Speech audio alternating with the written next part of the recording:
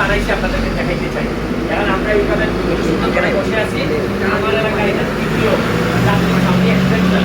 আপনারা দেখেন যাত্রী ছাউনির মধ্যে এইরকম সুন্দর সুন্দর লাইট দিচ্ছি আমরা।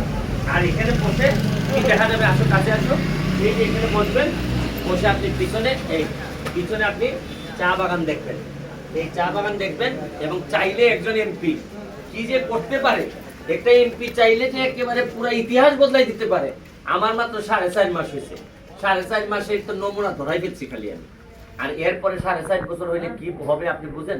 আমরা দেখাইতে চাই যে একটা সোনার বাংলা, বঙ্গবন্ধু সোনার বাংলা বানাইতে গেলে একজন এমপি কি ভূমিকা রাখতে চায় বা রাখতে পারে। এখানে আপনাদেরকে দেখা যায়, আপনাকে সরাসরি এই যাত্রী ছাউনি তো আপনি বসলেন, যাত্রী ছাউনি থেকে বের হয়ে আপনি কি দেখবেন, আপনাদের এদিকে একদম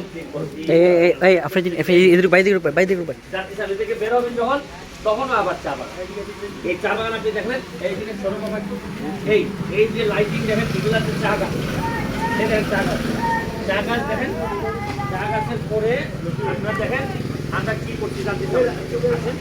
যাত্রী ছাউনির করে এই জায়গায় আমরা বঙ্গবন্ধুর জন্য একটা মোরাল তৈরি করছি। এই যে দেখেন, এখানের মধ্যে আপনারা বসবেন, বসে এই মোরালের পিছনে আপনি বসে